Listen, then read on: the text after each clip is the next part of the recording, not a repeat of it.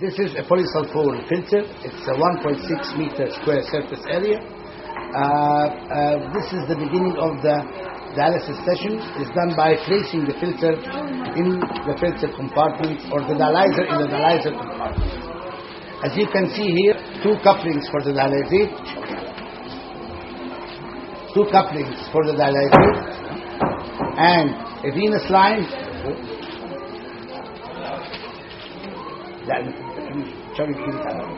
and an arterial line attached. Okay, now we have here two sets of lines. The red line is called the arterial line. It's supposed to come from the patient to the filter, passing by the blood pump. A thick tube to line the milkers of the pump itself, and then she has this arterial line, which is supposedly to be connected to the patient. Now the nurse put it in a saline bag. This line is the venous line.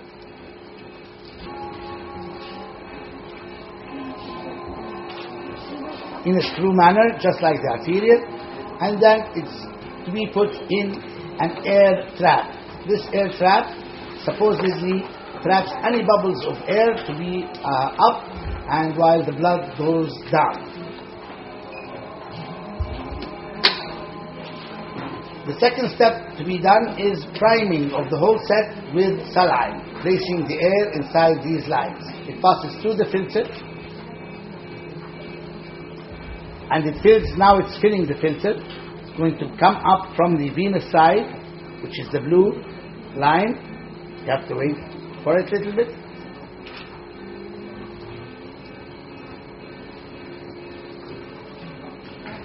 Into, as you can see, and then the saline passes into the air trap. Here, the air trap is open, and now it's closed when I have a good level which allows most of the air to be trapped without passing into the end line, which is the venous line, which is goes to enter the patient. The machine now is almost ready. We connected the arterial side with the venous side, and we do several rounds to flush the whole system with saline in order to remove any air bubbles or extra air bubbles inside. Now she's preparing the patient who has just placed an internal jugular acute catheter, removing the saline and heparin from there, and is ready now to connect the patient.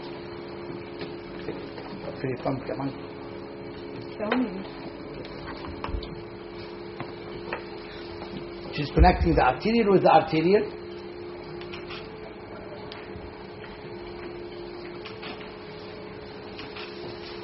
And she's now getting the heparin in order to inject the heparin in the line itself as soon as blood passes through this line.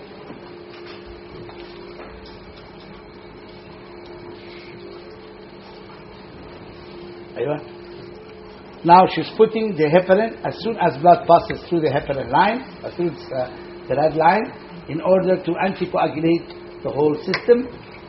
Now blood is displacing the saline through the filter, and the filter is getting red every now and then. Now blood comes to fill the air trap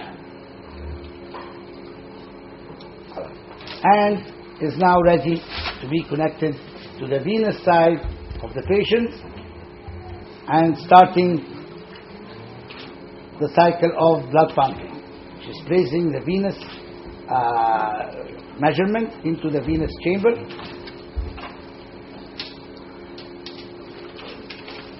and now she's going to put the dialysate couplings.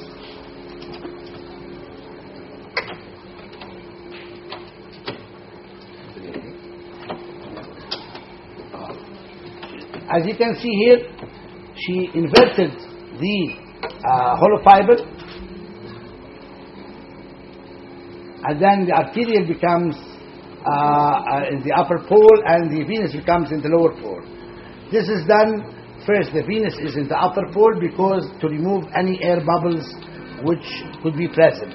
Then after the system is finished, she will return back, so the arterial pole becomes in the upper pole and the venous pole becomes in the lower pole.